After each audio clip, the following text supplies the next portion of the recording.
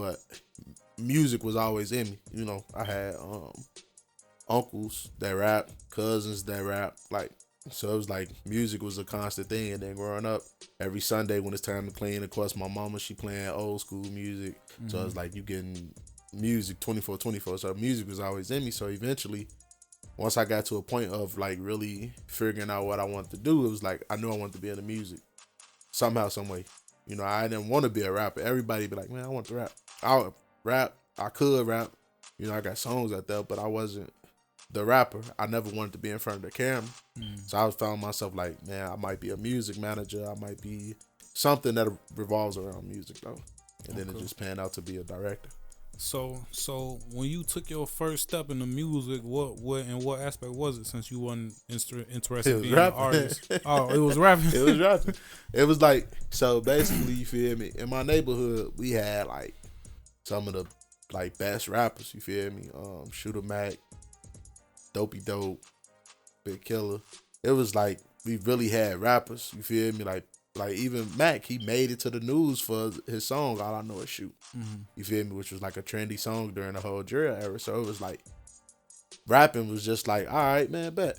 And then my brother was really like my biggest inspiration behind the whole rapping thing because he really was cold. Like he just don't take it serious, but he really like lyrically cold. So it was like everybody in my hood just started going on this rapping page, from my cousins to my homies to a lot of my friends. Everybody just started rapping. So I'm like, all right, man, you know what? They can do it. I know I could do it. And I got in there and I was like really cold with it, but it was just like, it wasn't me. Like, you know, most people get on there rapping and lying, and it was, so what I was doing, I was lying, like, and I kill it, nigga, da da da. And it's like, I ain't finna kill nobody for real. So it was like, I was like, man, that ain't for me. You know what I'm saying? Like, realizing like that's not my truth. Right. So it was like but that's how I got into it. Like seeing all my homies rapping and stuff, and I'm like, man, I know I can do this. Okay. So you kind of walked into my next question. I was gonna ask you, what was your subject matter? Like what type of? Oh, it was that. Like, so it was like, of course, rapping during that era is like the whole drill and, you know, the Chief Keef and, you know, all that other stuff. So it was like, you gonna rap what your peers rapping about. And then eventually when I was like, man, this ain't my forte, this ain't who I am, I just started rapping about like different things as far as like black on black violence, you know, like a whole bunch of stuff. So it was just like, you know, it was just like a change of pace when it came down to like the whole rapping stuff. I just wasn't comfortable with just like lying to myself, telling people that, man, I do this or I serve this and da. And I wasn't none of those things. Okay. I for sure I can honor that. You know what I'm saying? But I had this conversation with a rapper. You know what I'm saying? He was like, when I first started rapping, I was lying, just like basically what you said.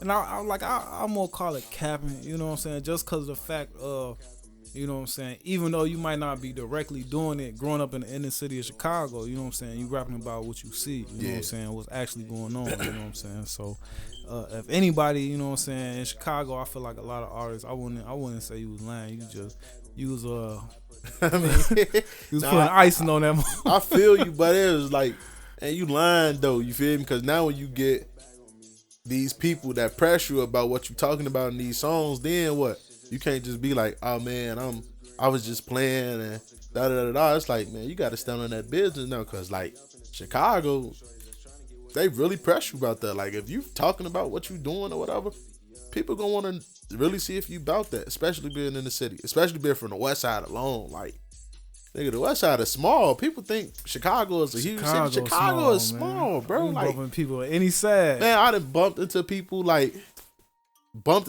that I got into it on Facebook with, not knowing that I'm gonna see this person the very next day. So it's like all that you rapping in them songs, man, you gotta live that. Yeah, for sure. For sure. Okay, so you doing the music. What part of you doing the music you was like, man, this ain't. What do you remember the instance? Was it in the middle of making a song? You was like, man, I just walked out of the studio. It was like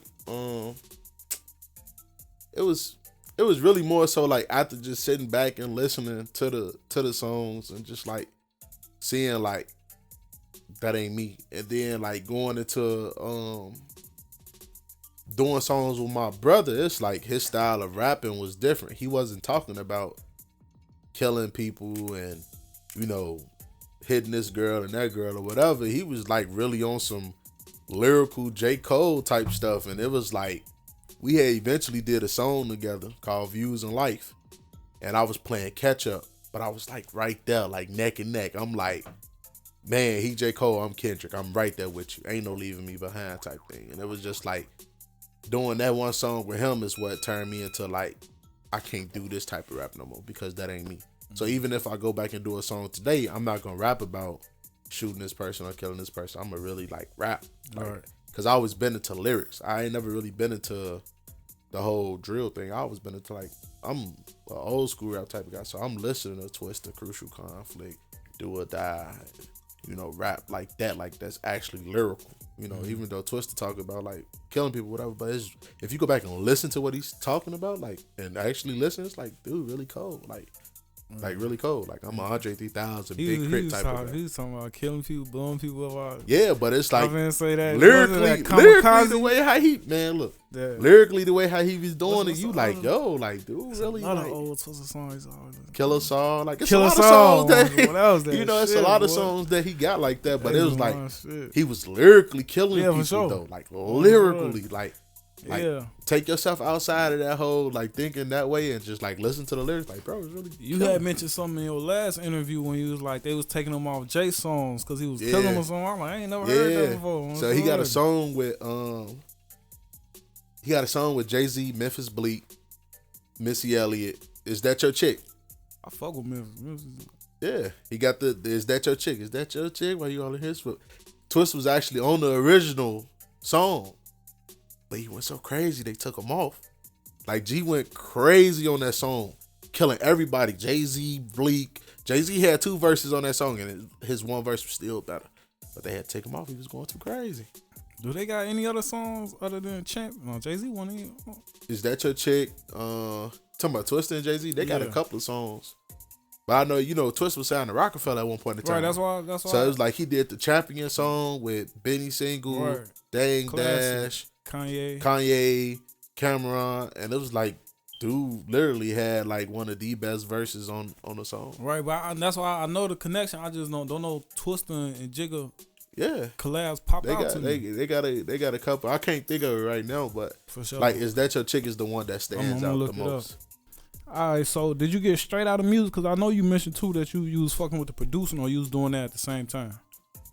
Nah, I was doing like the whole music thing, and it was just like in the midst of me doing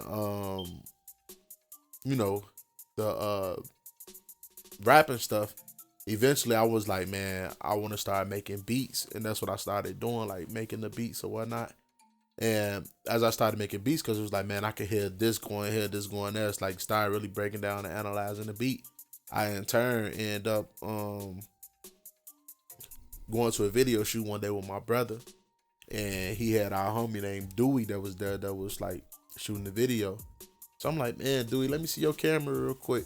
And I was just started like directing my brother on what he should do in the video, and I just picked up the camera, and then it was just like from making beats to like just that quick of a transition.